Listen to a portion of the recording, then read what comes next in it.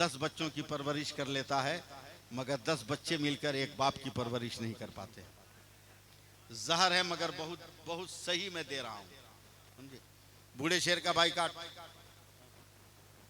बूढ़े शेर का भाई काट। अब इसको खाना पानी नहीं देंगे, बेचारा बूढ़ा कई दिन, अल्लाह करे मेरी बात समझ जाओ आप लोग, कई दिन भूखा रहता, बर्दाश्त नहीं हुआ। एक दिन जंगल से बाहर निकला, जैसे ही बाहर निकला गांव के सारे कुत्तों ने घेर लिया, कहा मार, यही है जो हमारे बाप माँ को खाया है, मार। जितना कुत्ता थे चारों तरफ से घेर लिया बुढ़वा शेर को। बूढ़ा शेर मरने ही वाला था कि जंगल से तमाम जवान शेर निकले और देखा, अरे मेरे बूढ़े पर गांव का कुत्ता हमला किया है। जवान शेरों ने कुत्ता पे हमला किया, सारे कुत्ता को मार काट के भगा दिया। तो बूढ़ा शेर रोता हुआ कहता है, बेटो काहे मेरी जान बचाई, तुम लोगों ने तो मेरा बाइकाट कर दिया था ना। तो जवान शेर कहता है, चचा आपस में जितना झगड़ा होगा झगड़ लेंगे, लेकिन जब कौम की आबरू का सवाल आएगा तो झगड़ा नहीं देखा जाएगा, कौम का वकार देखा जाएगा, कौम का मीनार देखा जाएगा। उसकी कौमियत मत पूछो, उसकी जात मत पूछो, समझे। अंसारी, जोल्हा, पठान, दुनिया, हिंदू, मुस्लिम बाद में बना है, इंसान पहले, इंसान पहले।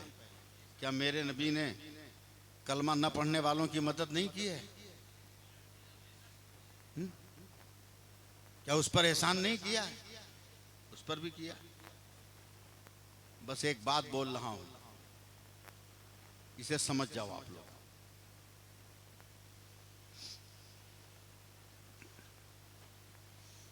जी लगाइएगा, बड़ी मेहनत मुझको आज लग रही है, वरना अल्लाह, वालेकुम सलाम, अल्लाह का शुक्र है कि अल्लाह ने अपना फजल अता फरमाया है कि मैं उंगलियों पे मजमे को घुमा लेता हूं। और आप लोग तो 100-200 हैं, जमजम जानते हैं, समझे, कि साल में 2 रात ऐसी भी हमारी गुजरती है जहां 20-20 लाख का मजमा होता है। वहां भी हम किसी के दहशत में नहीं आते हैं, और वहां भी कलकत्ते का सर ऊंचा करके आते हैं। वहां भी लोग तलाश करते हैं कि सैफुल्लाह आलिमी है कहाँ, समझे। ये अल्लाह का करम है, मैं उसका शुक्र अदा करता हूँ। गौर से सुनिए, आज हमारा नेचर, हमारा किरदार क्या हो गया, कहाँ खो गए हम, सब याद है, सब याद है। अच्छा एक बात बताओ, एक मसला तो आप लोग जानते होंगे ना, शैतान जो हजरत आदम अलैहिस्सलाम को सजदा नहीं किया, वो कै सजदा था जो नहीं किया? एकदम वेरी गुड, बहुत सही जवाब। कितना सजदा था? अब तो सब लोग बोलो ना, नहीं बोलोगे सब लोग आगे, इसका जवाब है मेरे पास नहीं है। एक सजदा छोड़ा था ना, एक सजदा, परमानेंट जन्नत से बाहर हो गया। एक सजदा छोड़ा, परमानेंट जन्नत से बाहर, एकदम अब जा भी नहीं सकता। एक सजदा छोड़ा एक दिन तो परमानेंट जन्नत से बाहर हो गया। और मुसलमान डेली 96 सजदा छोड़ता है और फिर भी जन्नत में जाने की तमन्ना है? 5 वक्तों की नमाज में 96 सजदा है, और 96 सजदा छोड़कर जन्नत में जाने की तमन्ना कर रहे हैं। हम जन्नत में कैसे चले जाएंगे, चले जाएंगे, चले जाएंगे। माचिस पाकिट में हो, मोमबत्ती टेबल पर हो, और सोचोगे कि उसके उजाले से पूरा घर रोशन हो जाए, मुमकिन है? माचिस निकाल कर तीली जलानी होगी, तीली को मोमबत्ती में सटाना होगा, तीली को मोमबत्ती में सटाना होगा, तब जाकर तेरी मोमबत्ती जलेगी। तू कयाम में है तो मोमबत्ती की तरह, रुकू में गया तो माचिस की तीली की तरह, और सजदे में गया तो सट गया, और जब सटा तो पूरी जिंदगी तू रोशन रहा, पूरी जिंदगी तू रोशन रहा। इसकी तरफ ध्यान नहीं, इसकी तरफ ध्यान नहीं। एक जंगल में एक शेर बूढ़ा हो गया। हर जवान को बूढ़ा होना है, हर जवान को बूढ़ा होना है ना। एक लड़का बदमाशी किया, उसका बाप मारा एक तमाचा खींच के टन से एकदम, समझे, गाल चला के बोला अब्बा काहे मारे आप। आजकल का लड़का पूछेगा ना, है? पहले का बच्चा था कि एक एक हफ्ता पिटा जाता था, कभी कभी कहता भी नहीं था कि छोड़ दीजिए। वो हम लोगों का बचपना, आप लोगों का बचपना रहेगा, बाप मारेगा फौरन दो चार तो बम बनाने वाले को लेकर मार दो इसको, मार दो इसको गोली, बाप रहे चाहे ना रहे। अबे शराब की बोतल है कि बदल लेगा, ये बाप है बाप। जिंदगी में एक ही बाप होता है, दूसरा नहीं होता, समझे, एक ही बाप होता है। मारा टन से, सुन रहे हैं ना, गाल चला के बेटा बोलता है बाप को काहे मारा। बोलता है बेटा इसलिए तुमको मारे हैं ना कि तब जब तुम एक बदमाशी करते हो तो मेरे सर का एक बाल सादा हो जाता है। तो लड़का ताली बजा के आंगन में डांस करने लगा। बोला क्या हुआ? बोला आज पता चला कि दादा का सब काहे सादा हो गया था।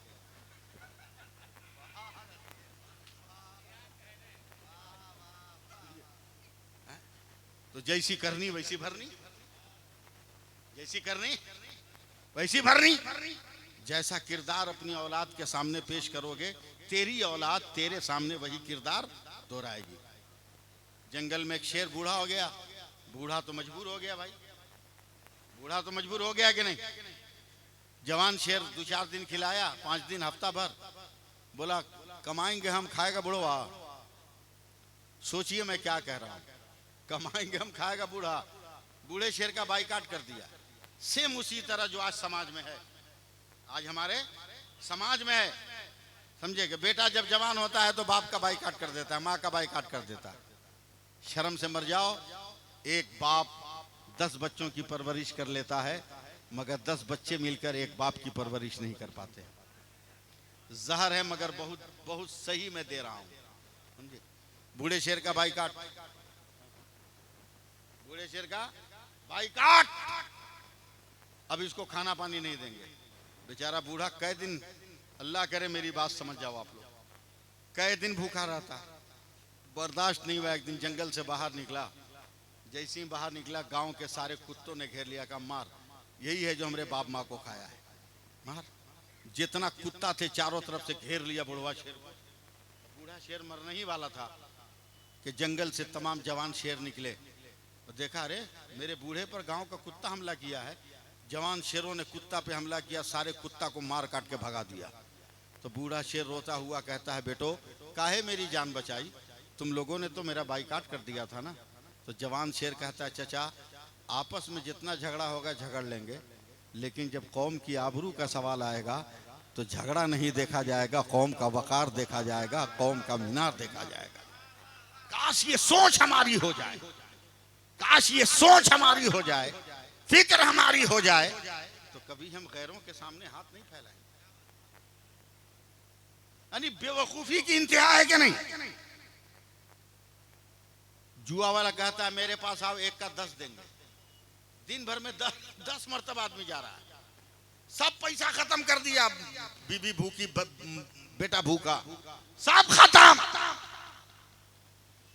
जुमला समझो मैं क्या कह रहा हूं, बहुत भारी बात कह के जा रहा हूं।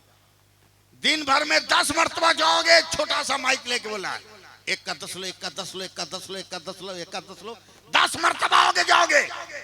और रब कहता है मेरे बंदो तू मस्जिद में आके नमाज पढ़, एक का 27 दूंगा,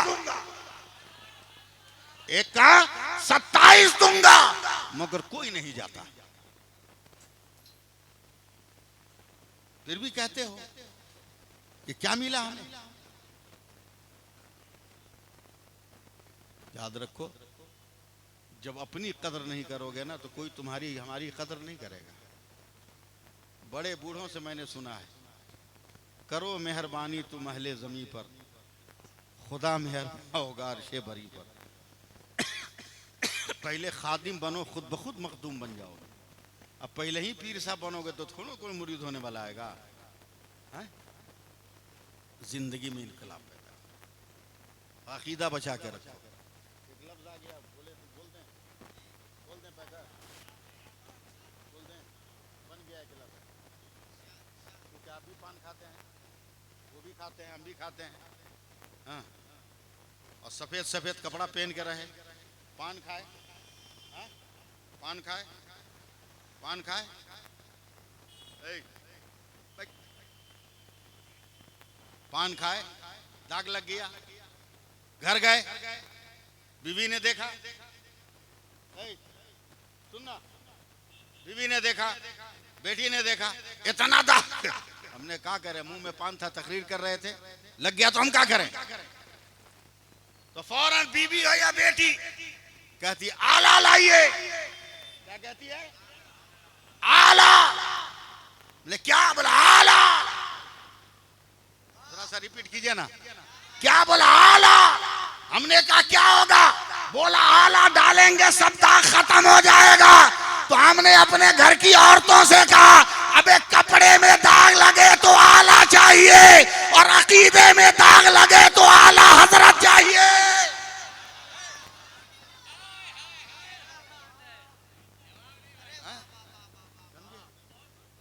इसलिए अकीदा भी बना के रखो, अमल भी बना के रखो। अल्लाह ताला दारैन की सादतों से माला माल फरमाए। मैं और बोल देता, लेकिन मैं मजबूर हूँ, मेरी तबीयत ठीक नहीं, मैं जब्र करके बोल रहा हूँ। इतना रुक रुक के मैं बोलता भी नहीं हूँ, मैं जब्र करके अपने ऊपर बोल रहा हूँ। बस दुआ है कि अल्लाह ताला इन्हीं बातों को कबूल फरमाए और हम लोगों को अमल की तौफीक अता फरमाए। ये बताइए, माइक वाला पैसा लिया है कि नहीं लगाने का? अरे बोलो ना, हाँ चाहे ना। लिया है ना? है? लिया है। अगर ये माइक न बजे, रहे ऐसा ही न बजे, तो इसको पैसा दीजिएगा? बोलिए नहीं ना। इलेक्ट्रीशियन वाला जो ये एलईडी लाइट लगाया है, बांध दे, कनेक्शन जोड़ दे, और न जले तो बोलिए ना। नहीं ना।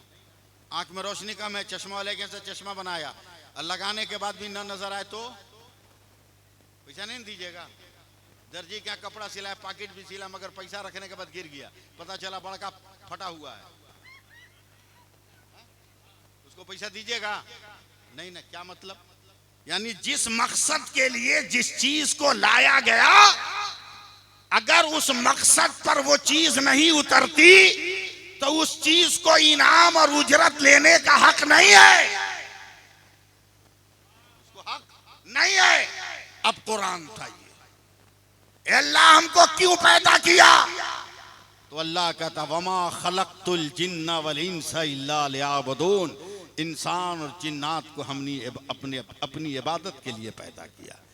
माइक न बजे तो पैसा न दोगे, लाइट न जले तो पैसा न दोगे, नजर न आए तो चश्मा वाले को पैसा न दोगे, पॉकेट से पैसा गिर जाए तो दर्जी का पैसा मार लोगे, और तुम खुद नमाज नहीं पढ़ते हो फिर भी कहते हो खुदा हमको नहीं देता। तो हमसे बड़ा बकलोल दुनिया में कौन है?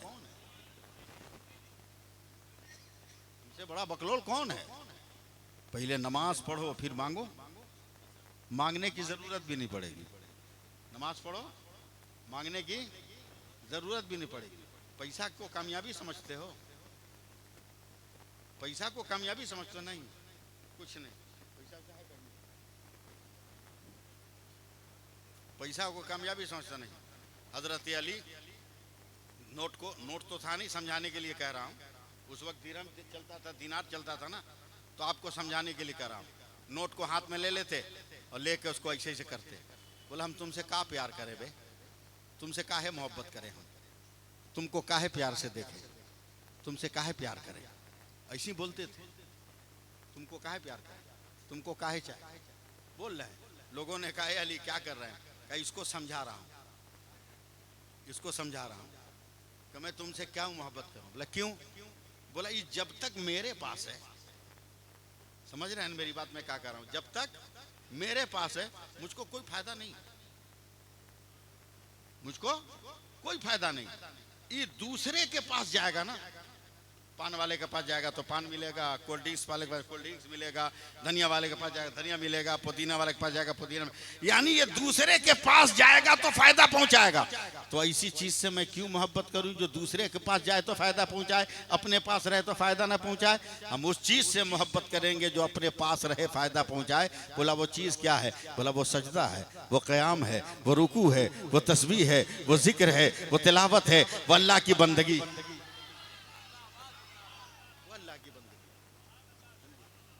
अल्लाह की बंदगी। इन चीजों को अपनाओ, फिर देखो अल्लाह ताला कैसे नेमतें अता फरमाता है।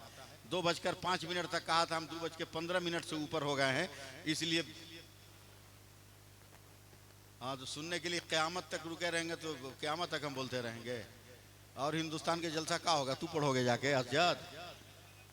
हाँ हम समझते नहीं है, बहुत मोहब्बत करता है बेचारा। हमारे यहाँ जलसा होता है कमरट्टी, वहाँ पहुँच जाता है ये नारा लगाने। बहुत मोहब्बत करता है, मोहब्बत में बोल रहा है। मोहब्बत इतना ही करो जितनी जिंदगी बरकरार रहे, समझे। अब एक तो चींटी को पकड़ के उसको खूब उलट पुलट के चूमो, हम तुमसे प्यार करते हैं प्यार करते हैं, कई मिनट जिंदा रहेगी वो चींटी। मुझे जलवे काबा लगा ले अपने सीने से, खताएं बख्शवा के आ रहा हूँ मैं मदीने से। और जलाने से जहन्नम ने किया इनकार ये कहकर, जलाने से जहन्नम ने किया इनकार ये कहकर, मदीने की महक आती है मुजरिम के पसीने से। बहुत पुराना जलसा है ये, हादसात की वजह से, मौसम की वजह से आगे पीछे होता रहा। कुरान मुक़द्दस की जिस आयत करीमा की मैंने तिलावत की, उसकी रोशनी में चंद बातें अर्ज़ करूँगा, गौर से सुन लीजिए। जिसको जाना है मेरी तरफ से खुली हुई इजाज़त है, वो जा सकते हैं। इसलिए कि दीन में ज़ोर ज़बरदस्ती नहीं है भाई। जिसकी मर्जी हो वो सुने, जिसकी मर्जी ना हो जाए। उसको रोकने वाले हम कौन हैं? पूरी कायनात के लिए अल्लाह ने अपने नबी को रहमत बनाकर भेजा।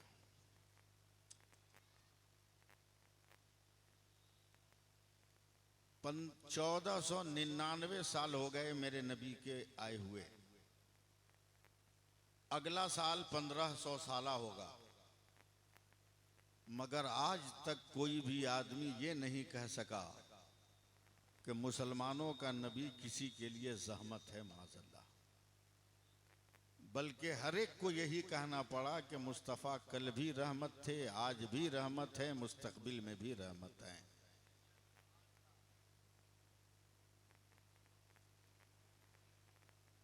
कैसे रहमत है?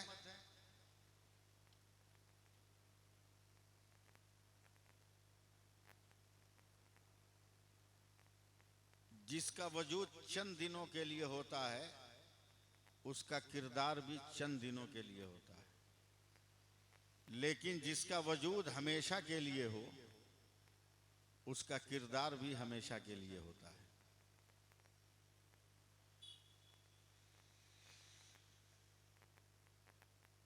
अल्लाह के प्यारे हबीब सरवरे कायनात सल्लल्लाहु अलैहि वसल्लम जब तक इस फर्श ज़मीन पर नहीं आए, पहली रहमत आप मुसलमानों आप सुनो।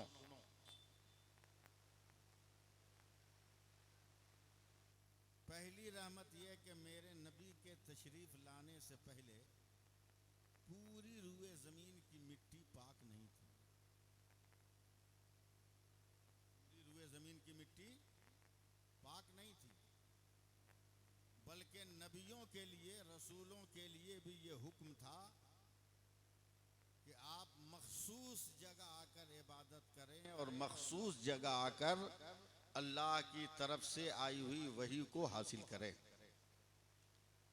लेकिन जिस दिन मेरे नबी दुनिया में तशरीफ लाए बज़ाहिर, और आते आते जमीन पर सबसे पहले मेरे नबी ने सजदा अदा कर दिया, तो अल्लाह ने इरशाद फरमाया, जिब्रील मैंने क़यामत तक के लिए ज़मीन की हर मिट्टी को पाको साफ बना दिया। अब मेरा बंदा जहाँ चाहे वहाँ नमाज अदा कर ले, जहाँ चाहे वहाँ मेरी बंदगी कर ले। सबसे पहली रहमत मेरे नबी की है। आप अगर बुलवाना चाहेंगे तो मैं बोलूंगा, और अगर आप यूं ही मटियाए बैठे रहेंगे तो टाइम भी पास करना हमको आता है, तकरीर भी करने हमको आता है। अल्लाह के प्यारे हबीब सरवरे कायनात सल्लल्लाहु अलैहि वसल्लम की आमद है, आमद मुस्तफ़ा कॉन्फ्रेंस है, इसलिए खालिस मिलाद वाली तकरीर सुनिए। हम इधर उधर उछल कूद भाग दौड़ वाला आदमी नहीं है, हम एक डगर पे चलने वाले आदमी हैं, जिसलिए बुलाया उस काम को हम करते हैं। हाँ, हम ऐसा नहीं कि तकरीर करने के लिए बुलाया और हम लगे नात पढ़ने, ऐसा भी नहीं है हमारे साथ।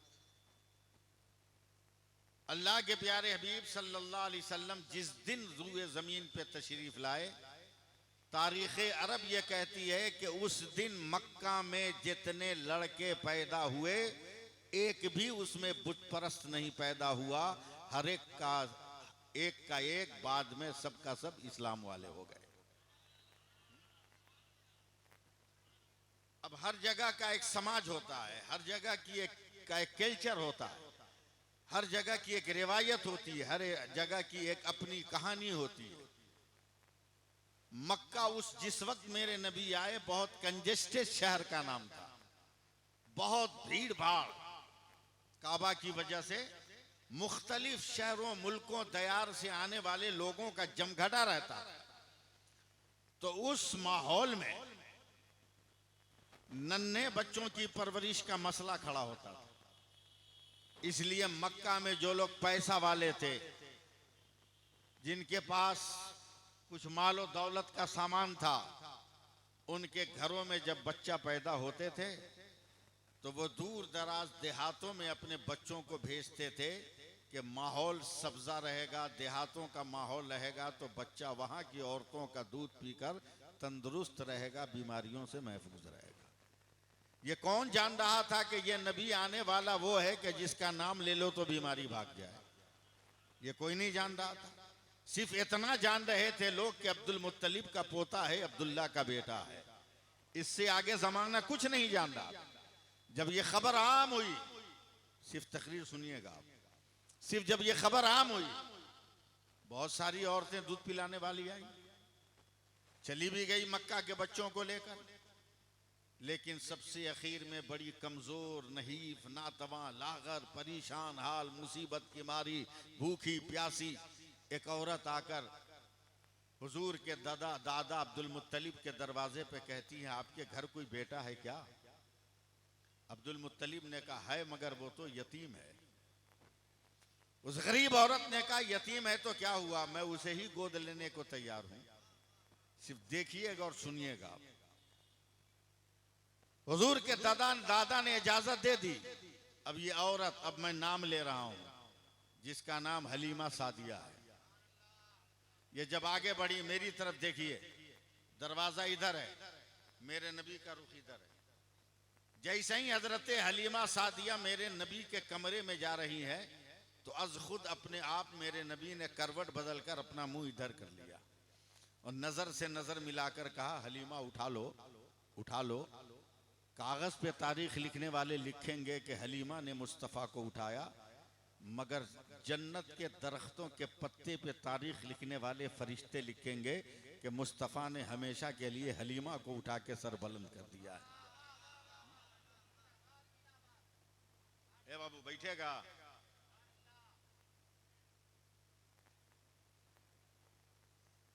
हम कैसेट वाले मौलवी नहीं है कि बोलते चले जाएंगे। हजरत हलीमा ने अपनी गोद में ले लिया। अब जरा सा तसव्वुर कीजिए, थोड़ा सा अपना मूड बनाइए आप।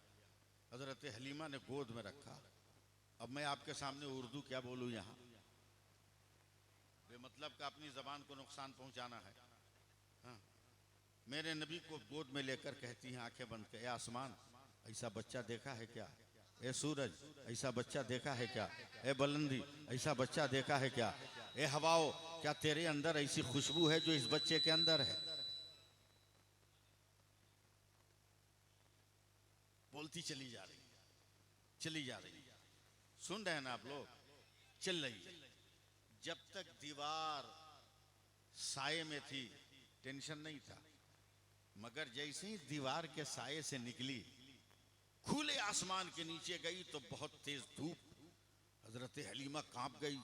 इतना प्यारा बच्चा जैसा आज तक किसी न देखा। तेज धूप है, कहीं बच्चे के चेहरे पर असर न डाले। हजरत हलीमा ने अपना आंचल उठाया कि बच्चे का मुंह ढक दे कि सूरज और मेरे नबी के बीच में बादल का टुकड़ा आके पर्दा कर गया। वैसे थोड़ा थोड़ा सहारा देते रहिएगा आप लोग। बादल का टुकड़ा आके साया कर दिया। एकदम अधमरा जानवर पे आई थी। कई घंटे लगे थे घर से यहां तक आने में, लेकिन उस अधमरे जानवर पर मेरे नबी को लेकर जब बैठी तो हवा से वो जानवर बात करने लगा। जो औरतें इनसे घंटों पहले निकली थी, उन्होंने घबरा कर देखा हलीमा मुझसे आगे जा रही हैं, तो वो औरतें चिल्लाकर कहती है, हलीमा यतीम के घर कितना पैसा मिला कि तुमने नया जानवर मक्का में खरीद लिया? हजरत हलीमा ने घूम कर कहा, नादान औरतों, मैंने जानवर नहीं बदला है, जानवर पर बैठने वाला बदल गया है। समझे? जानवर पर बैठने वाला बदल गया। कई महीनों से जमीन से घास का एक तिनका नहीं निकला। जितने जानवर है, किसी जानवर के थन में दूध नहीं। सुनिए सिर्फ आप, मेरे नबी को लेकर जैसे ही हजरत हलीमा अपने गांव में पहुंची, जमीन से हरी हरी घास निकलने लगी। बोलना चाहिए था आप लोगों को सुभान अल्लाह। मैं एकदम ठेला गाड़ी चलाने के मूड में हूं नहीं आज। जानवरों के थनों पे नजर पड़ी तो तमाम जानवरों के थन में दूध आ गए। हजरत हलीमा के शौहर कहते हैं, अरे बेगम ये क्या है? वो कहती है, आगे आगे देखिए होता है क्या। आगे आगे देखिए होता है क्या। दूध पिलाकर रात को सुला दिया। सिर्फ अभी सुनिए, अभी क्या सुनाना है वो बाद में बताऊंगा, अभी सिर्फ सिलसिला बनाइए। दूध पिला के सुला दिया। इंसानी जरूरत के नाते पहले का आदमी बाहर जाता था ना, खेत में, खाली जमीन में, मैदान में अपनी जरूरत पूरी करने। हजरत हलीमा भी रात को निकली। मेरे नबी झूले पर हैं। अचानक नजर आसमान पे गई, देखा आसमान का चांद जो है धका धक ऐसे ऐसे हिल रहा है।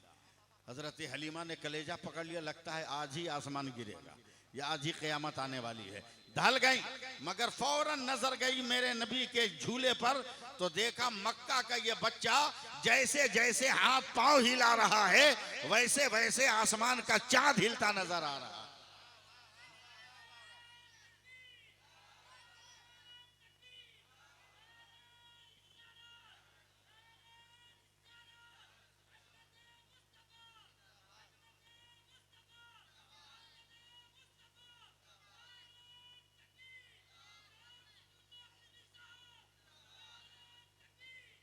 अभी सिर्फ सुनिए, कांप गई सारा मंजर जी।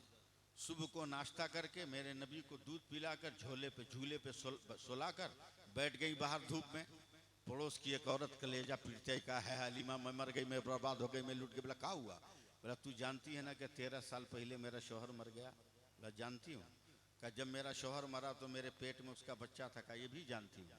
का शौहर के मरने के बाद मैंने एक बेटा जन्म दिया? का ये भी जानती हूँ। और इतना जानती हूँ कि तेरा बेटा 12 साढ़े 12 बरस का हो गया, एकदम कड़ियल जवान बन रहा है, तेरे बुढ़ापे की लाठी बनने वाला है। का सच कहा हलीमा तूने? मगर 3 महीना पहले न जाने कौन बीमारी मेरे बेटे को लग गई कि मेरा बेटा बर्फ की तरह पिघल रहा है। और आज क्या बताऊं हलीमा, जब अपने सोए हुए बेटे पर मैंने बिस्तर पे चादर डाला तो चादर के नीचे तो मेरा बिस्तर बेटा नजर ही नहीं आ रहा है।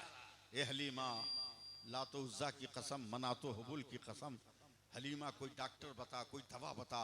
तू तो गांव गांव घूमती है, नगर नगर घूमती है, चप्पा चप्पा घूमती है, गली गली घूमती है, शहर शहर घूमती है। कोई भी अगर डॉक्टर ऐसा हो जो मेरे मरे हुए बच्चे को जिंदा कर दे तो मैं तेरी आभारी रहूंगी। हजरत हलीमा ने आंख बंद किया, मक्का से लेकर अपने गांव तक का मंजर याद किया।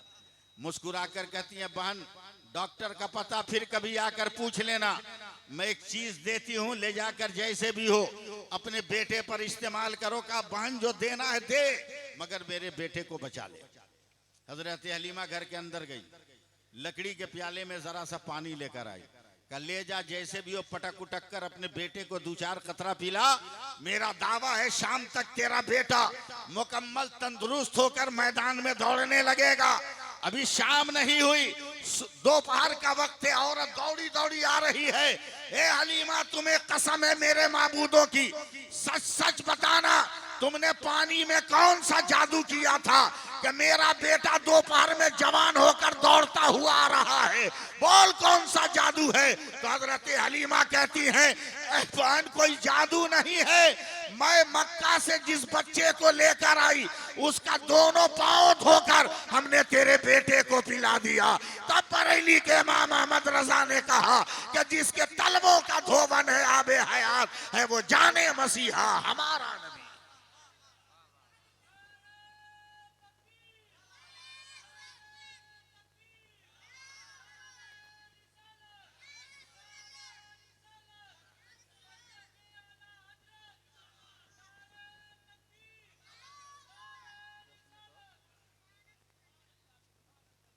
एक बार बोल दीजिए सुभान अल्लाह। हाँ, ये मेरे नबी की आमद की बरकत है। आज कुछ पगला गए हैं लोग, उल्टी सीधी बात बोलते हैं, नबी की शान में गुस्ताखी करते हैं। अबे पगला, आसमान पे थूकेगा तो थोड़ी जाएगा, पलट के तेरे मुंह पे आएगा। अपना थूका खुद तुमको चाटना होगा। तेरी एक तौहीन करने से क्या मेरे नबी की तौहीन हो जाएगी? अरबों आदमी रोजाना मेरे नबी पे दरूद पढ़ रहा है, सलाम पढ़ रहा, तू बर्बाद हो गया, तू बर्बाद होगा। लोगों ने 92 में देखा था ना, 92 के मुजरिम को 93 में लोगों ने देखा होगा कि जब मरा तो आग भी उसको कबूल न कर सकी। बहुत जलाने की कोशिश किया लोगों ने उसको, हम नाम नहीं लेते हैं। हाँ, नहीं जला।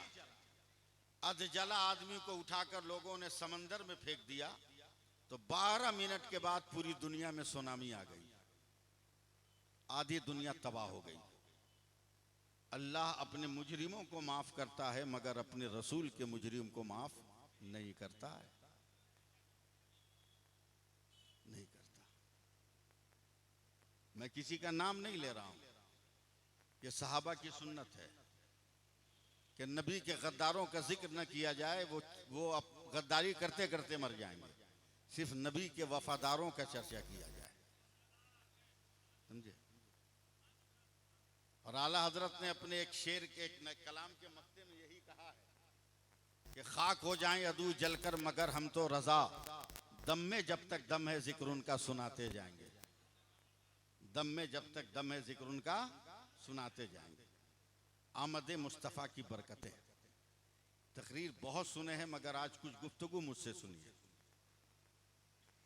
कल से मैं यानी कल दिन से पहले यानी जो जुमेरात का दिन गया, जो रात आई, उस रात के 2 बजे से मैं डिस्टर्ब हूँ।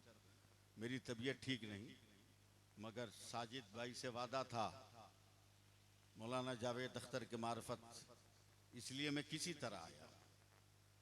तकरीर नहीं, गुफ्तगू सुनिए, मगर गुफ्तगू भी हजारों तकरीर पे भारी होगी, उसको गौर से सुनिए तब आप। लोग आज कहते हैं मुस्तफ़ा क्या है, बहुत ज्यादा पढ़ लिख कर पागल हो गया, पागल हो गया। एक तो मौलवी है पाकिस्तान का, बोलता है कि वो तो जाहिल थे माज़अल्लाह, नबी के बारे में कहता है। वो लगता है कुरान भी गलत बोल दिए होंगे। ये सब वही लोग बोलते हैं ना जो हरामी पैदा होते हैं, जिनके रगों में हलाली खून होगा, कभी इस तरह की बात वो नहीं बोलेगा, कभी इस तरह की बात वो नहीं बोल सकता।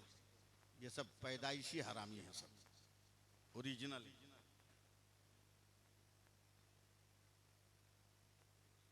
क्या है मेरे नबी की शान, थोड़ी सी तवज्जो दीजिए आप। लाजवाब है मेरा नबी, बेमिसाल है मेरा नबी, कोई जवाब ही नहीं मेरे पैगंबर का, कोई जवाब नहीं। ए लड़का, अबे हम मोबाइल पर 119 मदरसा चलाते हैं।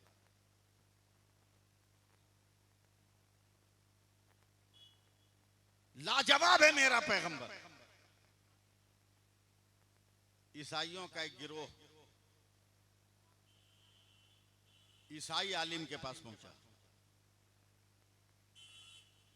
और ईसाई आलिम भी कोई मामूली नहीं, बहुत बड़ा आलिम, जिसको आज भी दुनिया के लोग तस्लीम करते हैं कि हाँ पढ़ा लिखा आदमी था, समझे।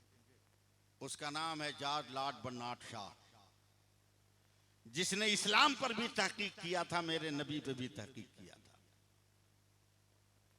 इतने बड़े अपने मजहब के आलिम से ईसाइयों ने सवाल किया। सुनिए ना भाई, सुनिए, ये लोग डिस्टर्ब करा करने दीजिए।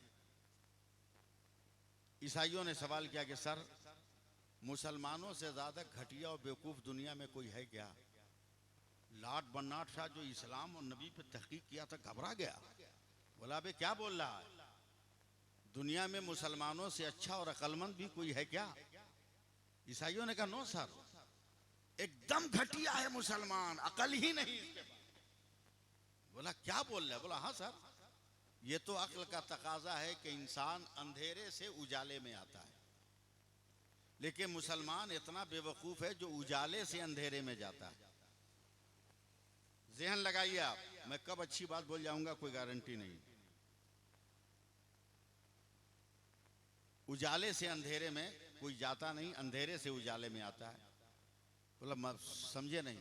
बोला मुसलमान इतना बेवकूफ है कि पैदा होने से लेकर मरने तक ये उजाले में रहता है, और मरता है तो कब्र की अंधेरी में चला जाता है, तारीकी में चला जाता है।